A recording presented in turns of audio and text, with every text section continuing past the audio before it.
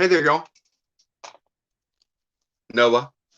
Everyone who reads and must converse, thanks for coming by the live Friday night. Glad it's Friday night. Glad y'all are here. Glad we've made it, right? Hey, Mark. Mark Richardson's in the house, of course. Nice to see you, brother.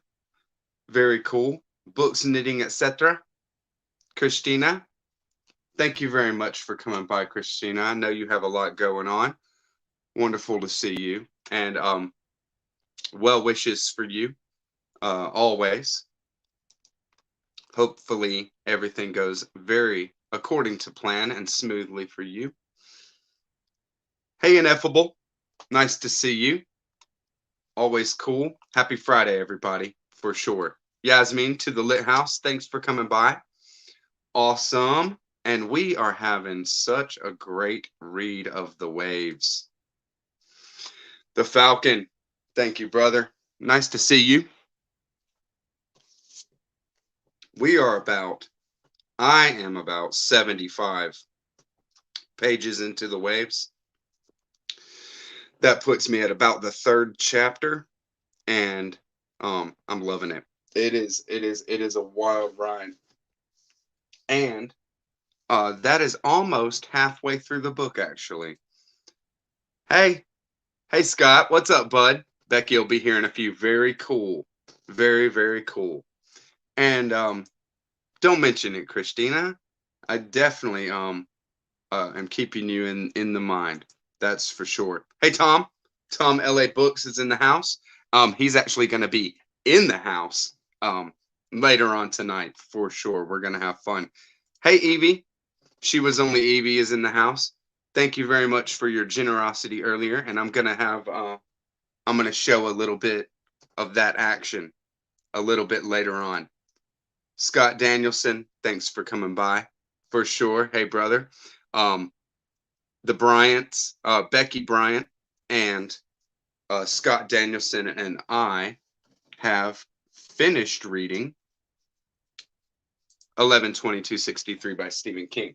That's the first thing I'll touch on, I guess, is we finished this beast. All right. 2 weeks. Over 2 weeks for me. A little bit over 2 weeks.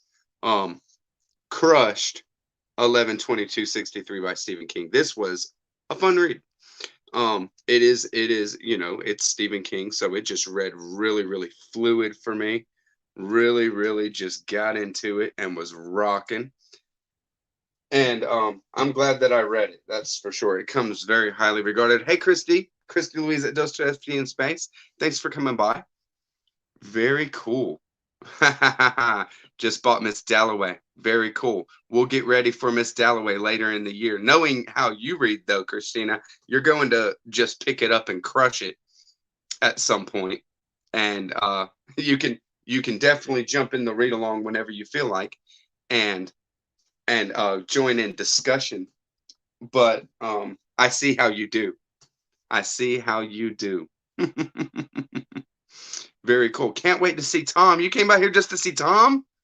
Well, hey, I mean, I can't wait to see Tom either. He's a great guy. And we've been having some really cool conversation. And we're going to drop some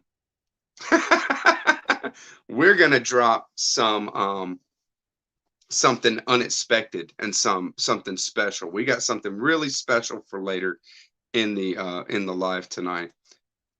Thank you, Tom, for letting me be a part of it. Moto Hero, C.S. Miller Books on Instagram is in the house. Thank you for coming by. Rainbow Sky Gay and Proud in the house, as always. Thank you for coming by. Y'all make Friday nights really, really cool. And now, yes, Ineffable. Very cool. I'll drop when we're reading it for sure. And you can you can go along with us. That's for sure. We're gonna do a Virginia Woolf read along of I believe of Mrs. Dalloway, right? Later on in the year. It's not pinned down, Evie. We don't have a date set, but it's gonna be cool. Thank you, Christy. I actually made it my channel trailer. I figured it's short. and it's all about what I'm about, booktube. So why not make that my channel trailer, at least for a little bit. A Dante Flannery mashup. What an awesome, horrifying thing that would be. Beautiful horror. Yeah, C.S. Miller. Love you too, brother. For sure.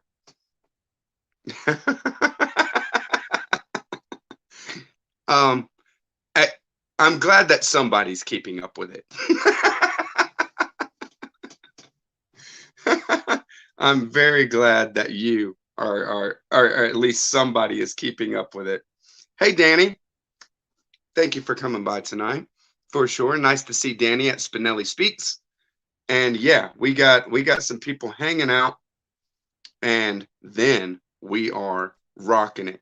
Yeah, 50 more subs, and I'm hit 1K. You know what? If I don't even know how to share, how do you share? But if some so that's why I never ask for people to share, because I don't even know how you share that, except for just like post the link. You can embed live shows or whatever, but maybe share. I don't know. Share your favorite video or something like that. Or if you're in some book community, share the live tonight and have them come by. But the main thing is to make sure that you have like the bell on and you just kind of support the content. I didn't get into doing booktube to really you know get thousands of subs or something. That's why I do these lives on Fridays, because I love the community. So that's who's doing it. I I don't pay attention. I just see it going, and I see it falling sometimes, and I'm just like, yeah, I'm never gonna figure this out. There's no reason to worry about it too much. So yeah, Stephen King 11/22/63 was just an awesome read. Some content's coming up on the channel from that for sure, because we're gonna have a lot of fun with it. Doing content. Scott Danielson and I, we have an idea of doing the kind of podcast where we just talk, no video, because that when we did that with the Hyperion Cantos, um, we were able to get through a lot on that without all the extra. You know what I mean? So I think that when it comes down to it, that might be the best way to really just like kind of explore this one and have some fun doing it. And I think we did a great job with that content, Scott. So I want to do some more. But I think I might do just like kind of a video review for YouTube a little later on, in a little bit, maybe in a week or so, something like that. I have a lot of content that I want to make, to tell you the truth. Thank you very much, Danny. Thank you very much. And yeah, you can share that. Hey, Mindy, thanks for coming by. Awesome to see you. I hope you're enjoying Bleeding Edge still. If not, and you just DNF'd it, I am not surprised. Pinchon is somebody who, you kind of get a taste of, and then you work into a little bit, and then and then one day you will embrace and be able to just take a whole work. And once you take a work or take a couple of works, then you'll be on the Pinchon train, and then you'll be able to read, whatever. But it is tough, as far as when you compare it to just like genre fiction or something like that, just a story that just flows and is delivered. Very cool. Yeah, Mark's haul video earlier rocks. I tell you, it's it was 70 degrees here today, Mark. You know what I mean? I'm in shorts and a t-shirt, like a thin shirt right now, because spring is on. Spring is here, It's not it's not it's not winter at all. And and Mark's video is like, yeah, woke up to a light dusting of snow this morning. I didn't see too much out the window, but on my way out, on my way to work this morning, saw the snow, and I'm like, oh, I haven't seen snow. I haven't seen snow in years.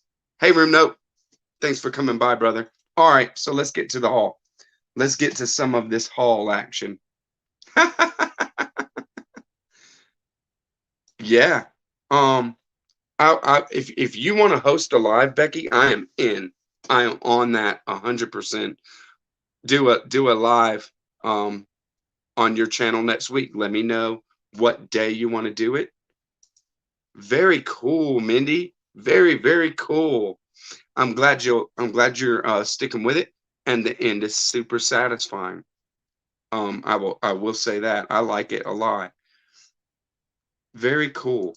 And yeah, Scott from the Bookish Bryants, just read Bleeding Edge as well. So Evie's here. Evie's in the chat, so I'll talk about this one first. I got pulled into a read along. Christy Louise at Dostoevsky in Space also is in the read along. We got pulled into this read along. Didn't have to twist our arms too much. I might have had to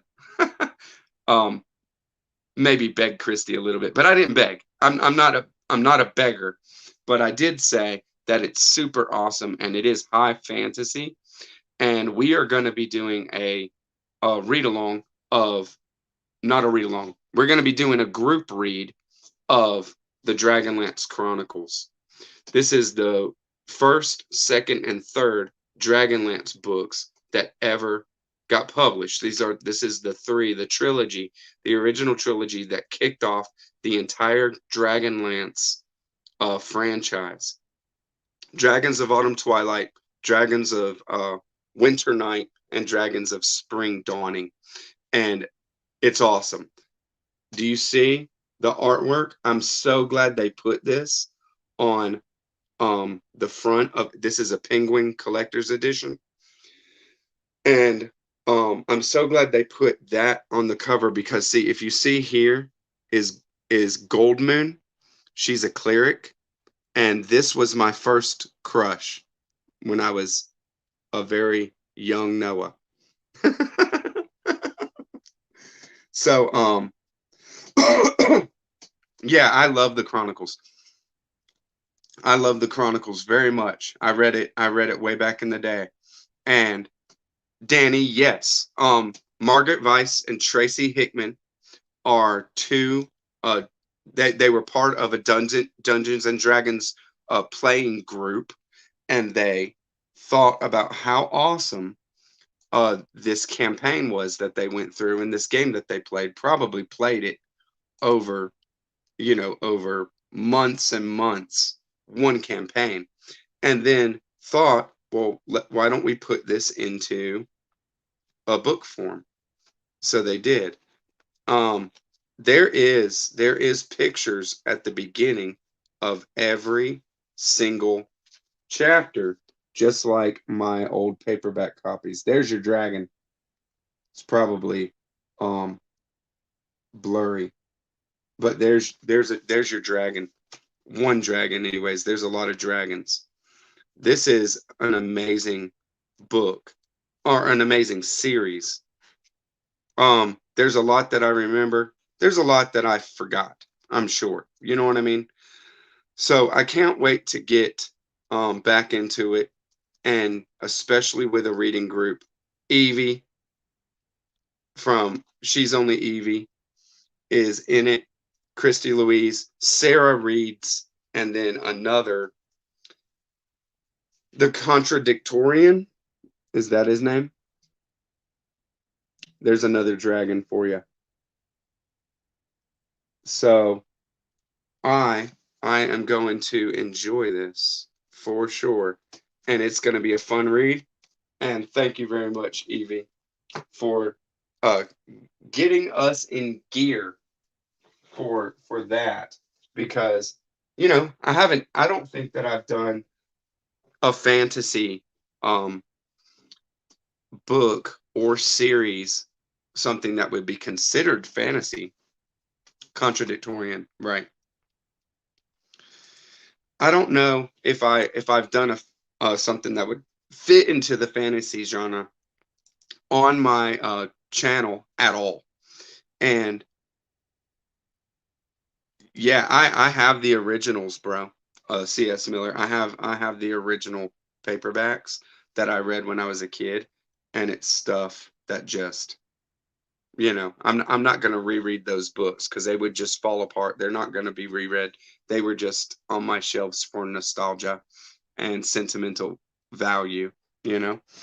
And so I can't wait for that. And now I will have some fantasy content on my channel because I do read whatever. I read whatever I like. So to touch on that a little bit, first we'll talk about a new Borges that I got. My dog's gonna go crazy right now because Emily and the girls just got home. So if my dog is freaking out, she's not hurting. She's excited and she wants them to come inside as quick as possible, maybe run inside.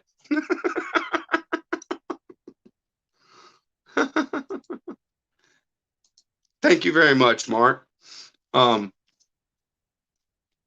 thank you very much. Yeah, I mean, it's best to get something from everywhere, right? So I picked up a new Borges. I own most of this, if not all of it, in the volumes of Borges Collected Fictions. You see it right there on my shelf. And then Borges Poetry, you see that, the collected poetry, both of those Penguin Classics Deluxe editions. But this I wanted to get because I want everything that Borges has done. And I don't want to uh, miss out on anything. So I'm going to compare it and make sure that there's nothing that I'm missing. This was originally published in Spanish as The Maker, a collection called The Maker. And Yasmin and I have already read through that. We've read through it, but we have not done any videos on it yet. Hey, Josh, Working Man Reads in the house. I'm about to show something completely horrifying. So you might really like my next book that I show, Josh. Just so you know. But yeah, I love this cover. It's kind of like it's that graphing paper, the architect graphing paper, and then the tiger is in there in just these little hashed out hash marks kind of thing. I thought it was very cool. There's a couple of different editions of The Maker that I could have gotten and that kind of stuff. So I landed on this one because because uh because of the cover for sure.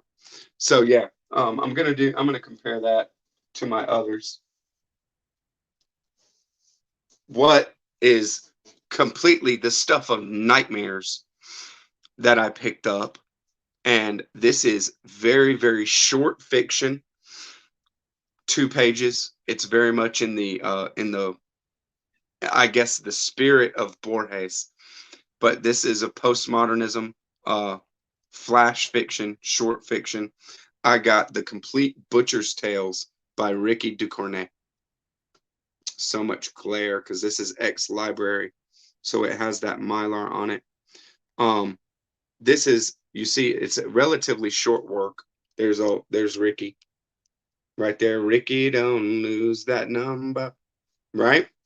And I think that when it comes down to um that song by Steely Dan, Rikki, don't lose that number, it is about Rikki Ducornet.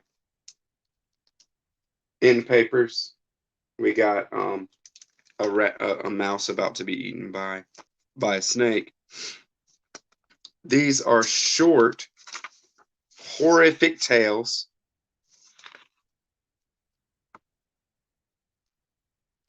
And I hear Rikki Ducornet is definitely somebody to get into. This is the first edition put out by Dalkey Archive in 1994. we have a very substantial table of contents for a work that's only, 180 pages. I even tacked on some pages there, more like 163 pages. So I can't wait to get into it. Rikki Ducornet just came out with a new book called Traffic that is kind of a sci-fi, but philosophical, deep, and I can't wait to get into it. Thank you, Josh, my boy Josh Weldon. Josh Weldon is a buddy of mine that I work with, and I've actually been friends with him for a really, really long time. We talk books every once in a while. He has read the Dark Tower series. We were talking about that quite a bit, and other things as well. Just kind of talk about whatever I'm reading, right? So the Complete Butcher's Tales, that's something that I just really wanted to get into, some Rikki Ducornet, but did not want to go for something that was just so deep, big. I wanted to get something that I could take bites of while I'm reading other stuff right now, and then I'll move into some more of her stuff. Maybe grab her new. Thank you, Mark. Yeah, I love to show some new stuff. Then I'll maybe just grab her newest book, Traffic, that had just come out, and I hear it's good. Leaf by Leaf just did a review on it. Thank you, Mindy. Yeah, it's Roland, Jake, Oi, the Billy Bumbler, Susanna, and Eddie. They're walking in the rows, and it says there's other worlds than these underneath it. It's very thin. This is one of the most comfortable shirts that I've ever owned.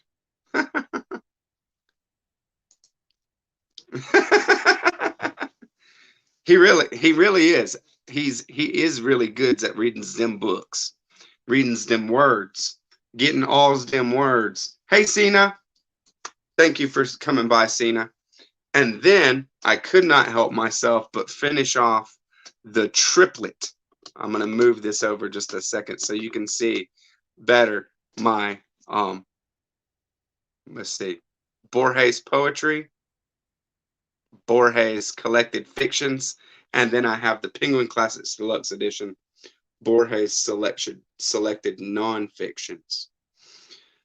So I think that with these three combined, with their powers combined, I have most all of Borges' work. Most. I know that there's probably some that I have that are not in those three collections, but you can believe that I will figure it out, and I will get whatever I don't have. Borges is not going to, Borges might have me traveling and wandering through the labyrinth of editions and translations and all that kind of stuff. See you later, Becky. Have a good night. That's right. That's right, Danny. Borges might have me wandering around through all the translations and a labyrinth of editions, with one work here, one work there, eluding me. But it will happen at some point. I will gain all of Borges' work, and I hear his nonfiction is very strong. I have that on writing, Borges on writing, and that was really cool.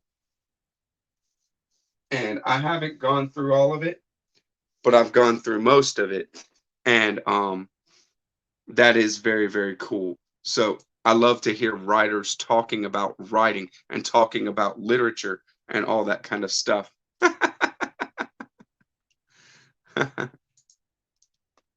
Hey, baby. Emily Clemens, thank you for coming by. I assume that y'all are home because I heard Destiny barking. So I thought that maybe that y'all did come home. I hope so. So the last things on the haul I'm going to show are um a graphic novel set that is not completed yet.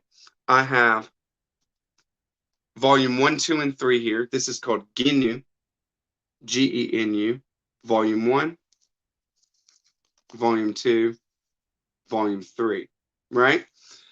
Volume 4 is out already. Volume 4 is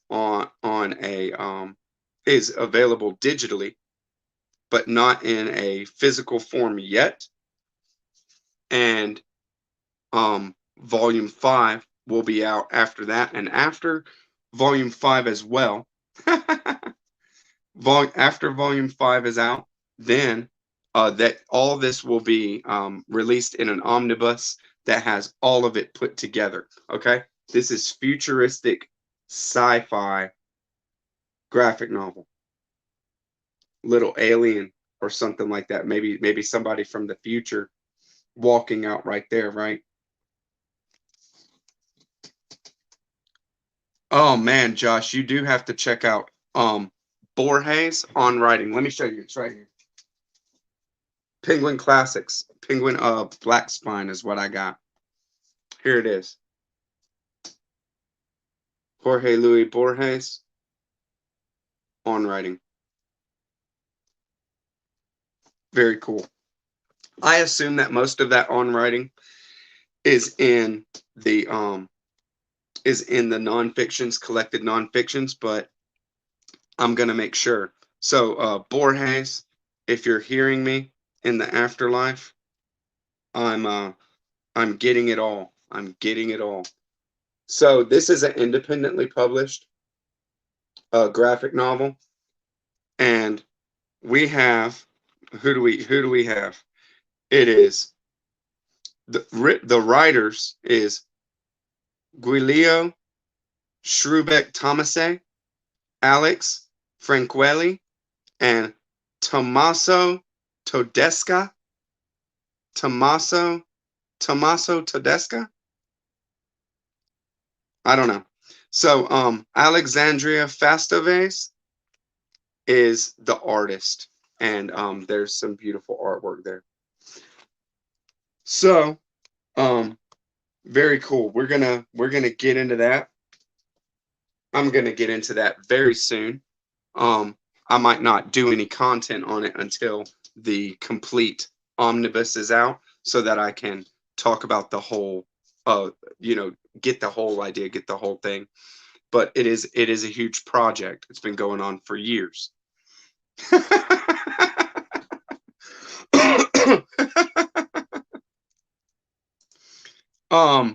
there's another well, stay tuned, Josh, because this is all set up, brother. You're gonna like this. So there's another graphic novel that I picked up called Science and Faith. Now this is an adaptation of a book that was put into graphic novel form, and it looks really good, right? This is a huge undertaking as well. It is philosophical, philosophical,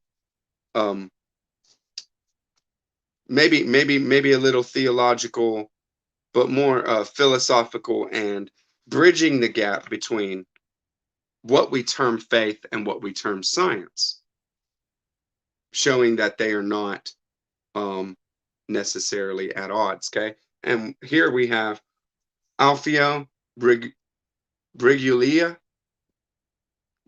Giuseppe Savagnone, and the adaptation. The writer of this adaptation from book to graphic novel form is Tommaso Todesca. Tommaso Todesca. I don't know. So I will go ahead and invite my boy Tommaso to join at this point, and let's have and let's have a little bit of a discussion. Hey, Tom. Hello, everyone. Can you hear me How okay? how are you, brother? I can hear you. Happy Friday, everyone. I'm Happy greeting from Friday. California. Yeah, Atlanta, baby. We're chilling. Mark Richardson can have his snow up there, right? I'm so sorry. I'm so sorry. We don't know what snow means around here. Yeah. Hey, I got something for you. How about that? Oh, wow. That's It says, spectacular. "Welcome, Tom. Glad to have such a distinguished gentleman on the live tonight." This is like CNN. Wonderful. Hopefully not. No news around here, just entertainment, right? That's right. Just fun and entertainment, that's for sure. Very cool. So, hey Tom, I was playing around and just saying, "Hey, Tom Todesca, who is this? Who's this guy adapting this? Tell me is easier. Who's doing this stuff, So, um, would you like to kick us off discussing, because I'm not very informed. We've had a little bit of conversation, but maybe just kick it off with like what inspired you to adapt a book into graphic novel form, why you thought it was valuable to do in a project that you wanted to devote your time to and your efforts to, and then how the collaborative effort came to be, how you got started, and then finally got a very nice product. I mean, this thing is oversized. It's a very nice, well done product, and the frames are big. It is very very very well done and easy to see, and I can't wait to get into it myself. I can't speak to any of the content, so the floor is yours. Well, I'll be glad to. It's first of all, thank you for the space here. It's I was going to say something like, I have a weird hobby, and but then thinking about our audience, it's probably not that weird because everybody loves to read and write around here. So Right. I don't think anybody finds it odd that somebody in my free time, when I relax, etc., I just come up with pages of comic books, and I like to do these kind of things. That's right. Um, and like you said, I didn't actually write anything about this book. I'm only readapting a non-fiction book, which is, like you said, about philosophy, theology, etc., into something a little bit more, maybe a little bit lighter, but with the general goal of maybe sparking a discussion, which is what I've been able to do a few times, or not only with my friends, with people online, sparking a discussion about these two terms, science and faith, and what one means for you, what the other one means for you. And it's so interesting to see how many different feedbacks and different interpretations you get from people. Um, I love with all my heart the original book.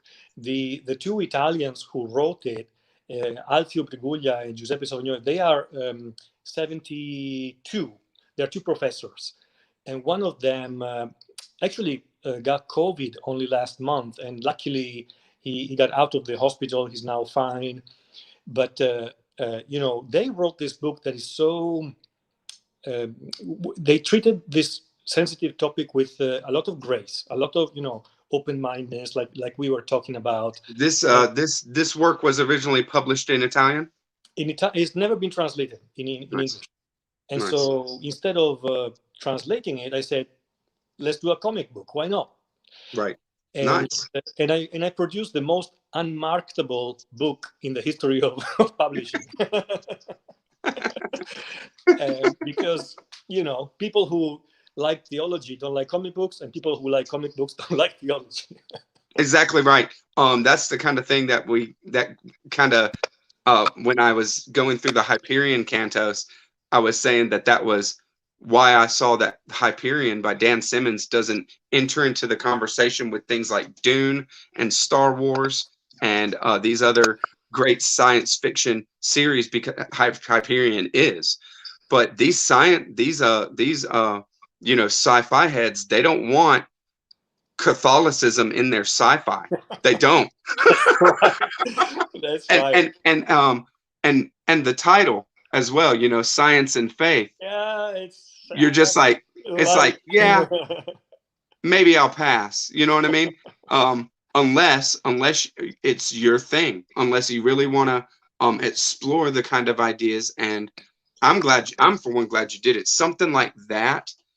I will go at with a critical mind, trying to see quickly where the bent is, where the for the writer. Well, if they're writing something called Science and Faith, where do they stand? Where are they writing this from? But from what I hear, what this is more of a synthesis. Is that correct? Yeah, especially because there is a lot of history. It's not only philosophical. They had a big chunk of the original book is actually about the history of science and looking at scientists like Galileo, like Newton, like Kepler, who were in some way or the other religious themselves, Right, or spiritual themselves. right. And so what did that mean for them? And also some modern scientists as well. So there is a bit of history as well. For if it's not fun enough, theology and philosophy, there's some history as well. Nice. You are hilarious, my man. I tell you. Okay, so you brought up something interesting there. 2 points I wanted to kind of get at. And feel free to interject as much as you whatever comes off the top of the head. Mark Richardson says Newton was an alchemist, and yes, he was a hermeticist. And this kind of thing. And when you go back into tradition like that, these people who were very spiritually minded, that there was these other kinds of aspects of human nature that isn't physical and something that comes with the senses. They were also very scientifically minded, what we would term scientifically minded in the modern idiom. So, but at that point, even older than Newton, there wasn't these separate schools of thought like there are now. There's so much more fracturing and so many schools of thought to deal with the human being. And we chop the human being up into bits and think that by studying that bit and all these different bits, then we're going to get an idea of the whole more. That's the scientific reductionist kind of thing that scientists, that science does to kind of break it up and look at it like that. But so I wanted to point that kind of thing out and just make sure that is out there on the table and everybody knows that's a kind of a place that we're coming from with it. And I am reminded of some quotes. Einstein, of course, said that if there's a spirituality that is going to work for human beings ongoing into the future, that it's going to be a universal spirituality, something like Buddhism. And he called Buddhism out by name, but he wasn't referring to just that, but a universal spirituality that is not pushing a certain belief, like believe in this or believe in that, but something that is based on practice, individual practice. You're right. And working with the person, our personalities are our mental states. Absolutely. To grow. Yeah, Einstein was not religious by himself, but he very well understood the limits of science, and that's always fascinated me because he's one of the greatest scientists. So he understood the limits of science, the fact that there's something beyond. That's something now we have these. Now our scientists that anybody can name are basically spokespeople. Neil deGrasse Tyson. We have marketing. Ray Kurzweil. You know what I mean? Yeah. He's a brilliant guy. I mean, as far as I knew Kurzweil back in the day when he was doing speech speech to text reading machines for blind people, and that's how he got really famous. And he wrote a book called The Age of Spiritual Machines, and it's an amazing book, but it is speculative fiction. It's speculative sci-fi.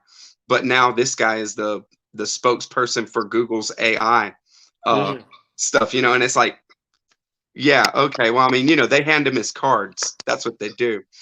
But I'm also reminded of Max Planck, the father of um, quantum mechanics, Ah, and he had said that the first sips of science will make you an atheist, but at the bottom of that glass, God is waiting for you.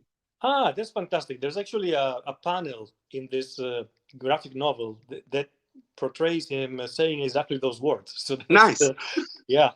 nice. And I wanted to say to everybody who's watching, because we just love this little community, and whoever is has even a drop of interest in this graphic novel, hit me on Voxer, and I'll send you the electronic version. I'll send you the link so you can take a look at it. Put your Voxer in the chat. Yeah, it's very simple. It's Tommy Lay Books, but I'm gonna put it in the chat. Okay, and I'll put it up on the screen. And yeah, so if you want to get an electronic version of Science and Faith, Yeah, right? Just hit Tom up and have it out, and we'll do some exploratory discussion ongoing. This is just kind of a kickoff, right, Tom? absolutely. Very cool. So, one of the other things you said that I think is that has to be brought to bear on the discussion and future discussions is this the terms that you used where you said uh, Einstein is not a religious person himself necessarily, but um, saw a spiritual side to human beings. These people might not have these scientists, Newton included. It's not like Newton, as an alchemist and as a hermeticist, aligned himself with a spiritual tradition that we could point to. Big churches, Roman Catholic or Protestant or anything like that.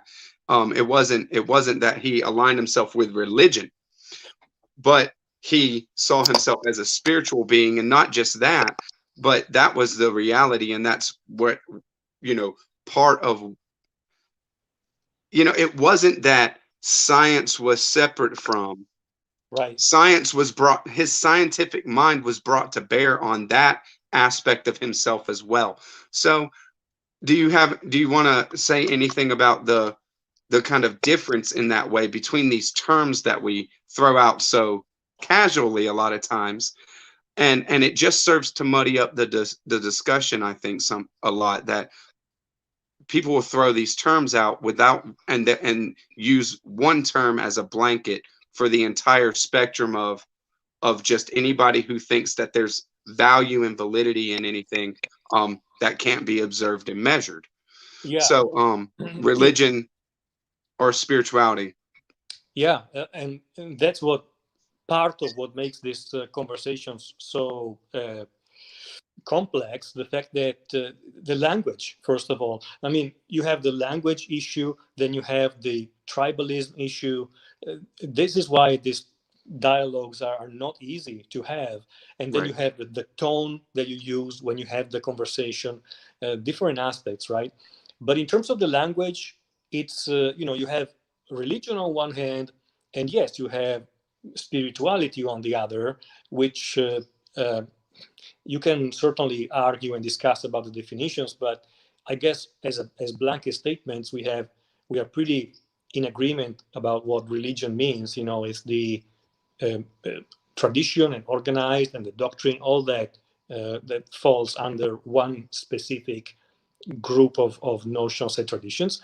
And then spirituality, we might see it as a little bit broader or a little bit higher level of, like we were saying about Einstein, somebody who doesn't see reality or the world as just stopping at the level of scientific endeavor or scientific analysis, but accepts of something that goes beyond and goes.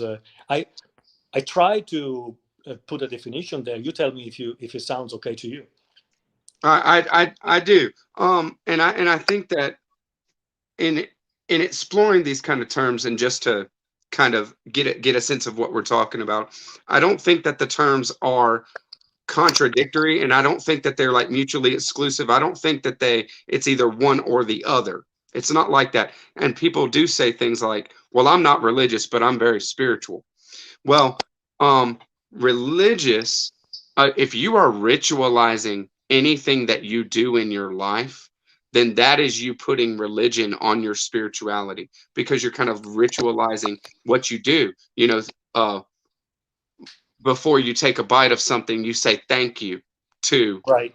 the universe, to the world, to it as a strawberry, to your body as having the ability to enjoy it and to take the nutrients, and then you bite into it, and it and that is spiritualizing what you're doing. But by doing that every single time you take a bite of something, your ritual there's a ritual kind of thing with that, and that is a kind of religion, just bare bones, something like that. Now religion gets this huge negative connotation, and connotations, because just with individuals, because there are many people that have been hurt by religion, hurt by human beings that are within certain religious traditions that have done things that are not not desirable, not part of their, not part of what they should be doing, as far as being a leader of a spiritual tradition, of Absolutely. in a way. But it happens. We're talking about humans, and all that kind of stuff falls. And people say religion is bad. Religion leads to this. Religion leads to that. And um, in those ways, I would say, well, religion has always been a very quick scapegoat for people that are in authority to justify doing things that they wanted to get done. Whether that be wars, whether that be oppressing somebody of one group or another, and it still happens to this day in our country. These kind of things, where if we talk about uh, gender oppression, in that discussion, which is a biological, sociological uh, issue, religion rears its head in that. And there is not there spirituality, I think spirituality would bring to bear and say, well, that person over there is my brother, that person over there is my sister, and I love them. uh be well, live well, and you know wishing you well on your path, that kind of stuff. And that is pure spirituality. And all the other judgments, making things out of that, are, they're framed as religion. But that's why I say, the word religion is used as a scapegoat many times.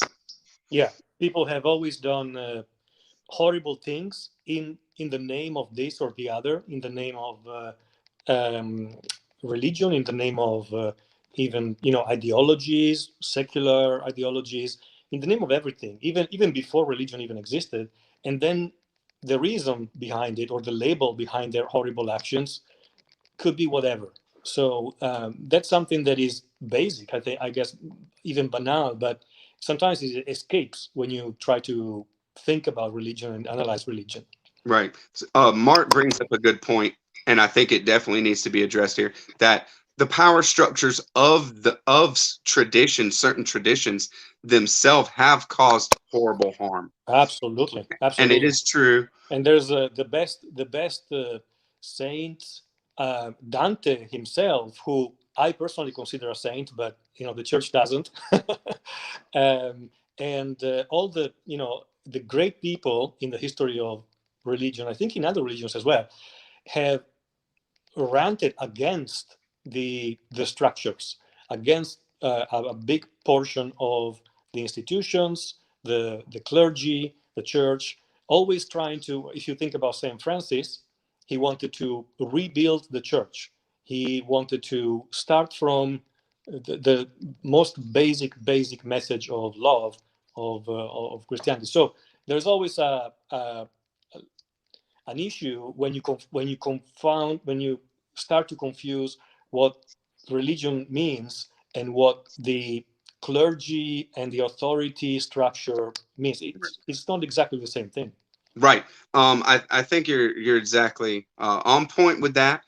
It's hard to say enough, really, to Mm. really get that point across, because hierarchy, um, a hierarchy in a church structure, is a man-made thing, not not a pure spiritual um edict. You know what I mean? Something that has to be done. It's something that is under that umbrella of religion.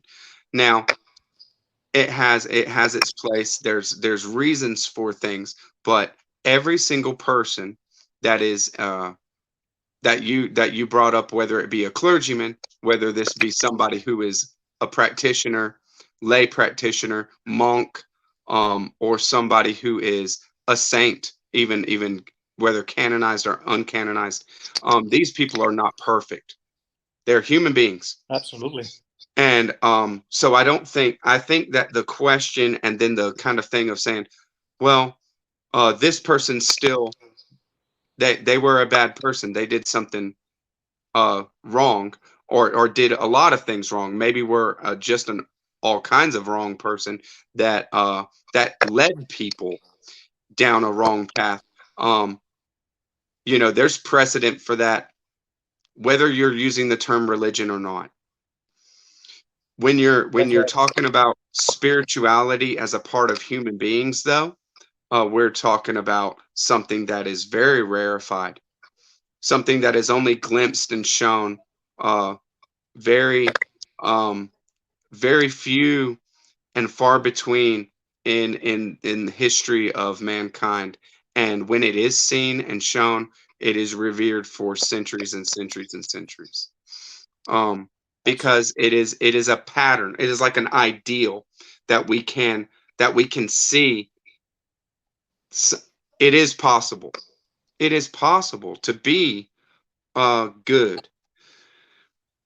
How hard is that? Very, very hard. Right. That's I I while I was speaking, I remember the scene from a movie from the 90s, Wayne's World, when Wayne goes, "Does these guys know how to party or what, people?"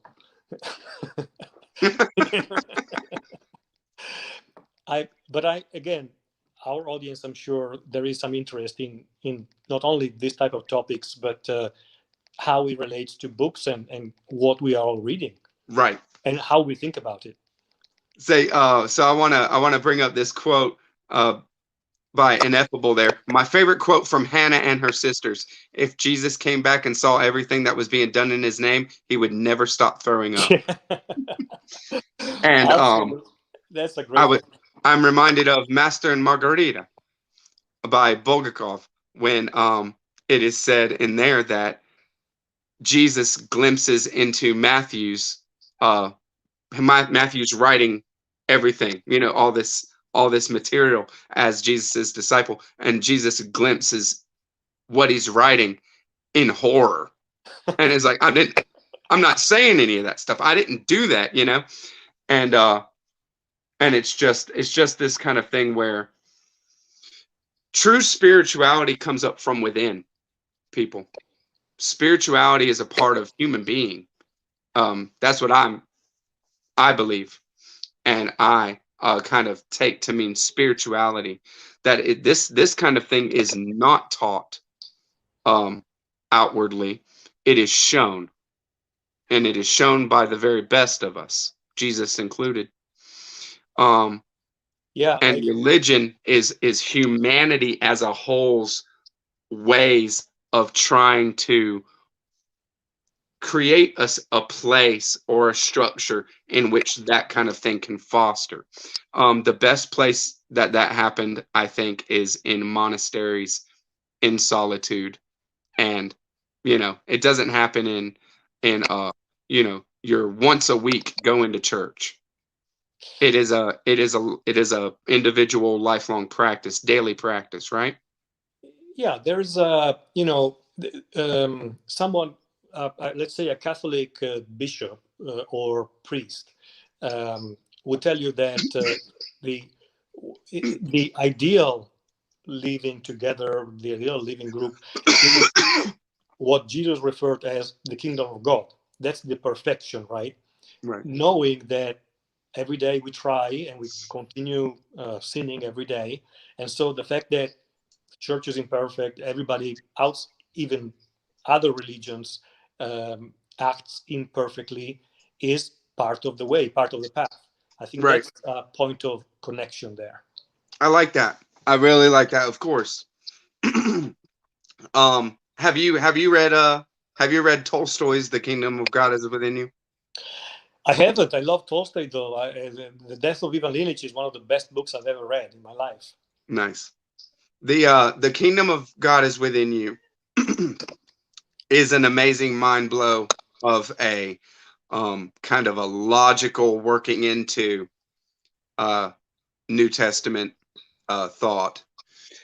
So I love it. Do you want to kind of give maybe in few sentences, maybe a paragraph, just a exact what is the aim? Mark Richardson says that he's read this, the book, not Yes, this, he's but got he's it. read the book and he loved it. That's great. So, can you say, like, what is the aim of this? Well, What is it trying to do? And um maybe like obviously you think that it does do it well enough for you to want to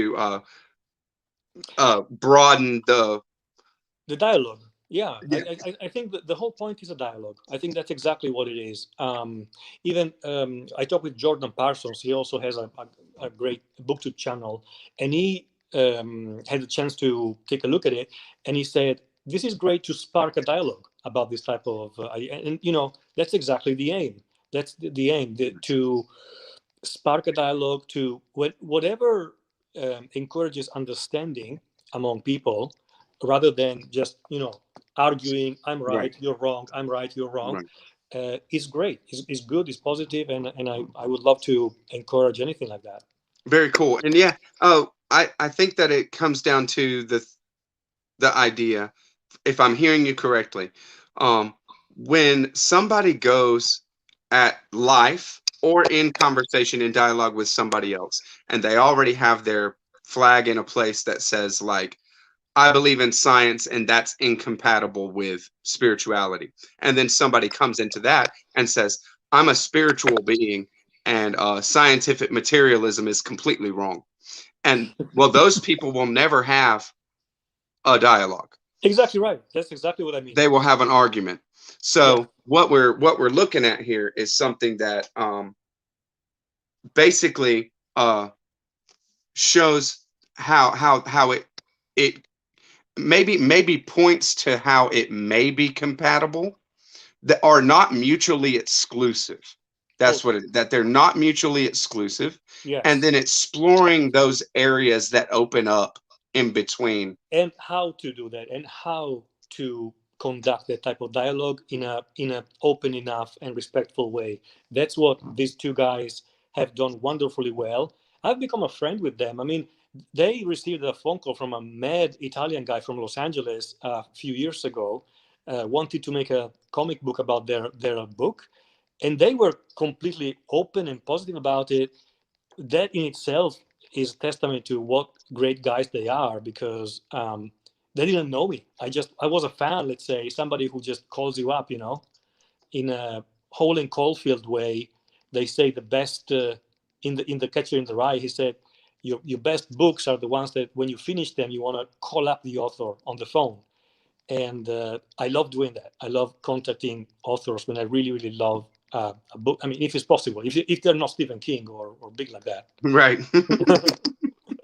Very cool. Mark is bringing up some good points, and And I like it. Thank you very much, Mark. He's saying things like, um, many religious folk, religion, many religious folk are not will not dialogue about these kind of thing either, and that's for sure. I hope that I Absolutely. I did explain did kind of bring enough light to that. But if not, then I want to reiterate that the tendency to um argue your side where you've already planted your belief set, whether you have a valid justification for it or not, whether you have enough backing you to uh It becomes to defend tribal. it or not. Yeah, But the tendency to be in that spot and then not want to move and not want to engage in conversation that may bring something that is contrary, or that you would see as contrary, that kind of thing is a human psychological thing to do. And that's just 100%. what people do, I think, across the board, no matter what kind of belief set you're talking about, religious, non-religious, secular, whatever. Yeah, yeah, absolutely. Well, it's great if there's some interest in this type of dialogue, and like you said, this could be one little part of that, and maybe sometime in the future we can have some type of follow up or some more discussions. Yeah, well, I think what I might want to do, Tom and I have been talking about a little bit of just kind of maybe video content, just discussion type content, not really based around books, but of course we're bringing books in on it. We can't help it. But Absolutely. for maybe Midrash. So I think that maybe what I want to do, if it's okay with you, is to kick it off with a discussion of this once I read it. So maybe May 1st or the week of, we'll kick it off with a discussion of this, I can't wait and for maybe and midnight. explore some ideas, and then we might do, one or two more throughout the month of May for maybe Midrash. What do you think? Fantastic, fantastic. If Very there's cool. interest, otherwise we'll just chat, you and I. That's fine Right. too. Yeah. If people are in the comments and watching, fantastic. If not, we'll just talk. All good. That's good too. Tom, thank you for coming by tonight. Happy Friday, brother. Great pleasure. Thank you. And thanks everyone. Very cool. Catch you on the next one. Yes. All right, y'all. So there we go. Tom and everybody having a little bit of back and forth. I was happy to show uh what I had got from Tom. This one looks like a complete sci-fi mind blow. So I can't wait to get to it. And I hope you all enjoyed the haul. And thank you, Mark. Thank you, Deb. Thank you, Scott Danielson. Thank you, the Bookish Bryants. Yasmin to the Lit House, Christy Louise Dostoevsky in Space, Danny at Spinelli Speaks, Ineffable, Moto Hero, Rainbow Sky Gay and Proud, The Falcon, um, Lee, thank you so much, brother. There's so many, and I always forget so many, but you guys really make this awesome. Y'all make my Friday nights really fun. Thank you for coming and crushing an hour with me, and I will catch you on the next one, BookTube. Bye bye.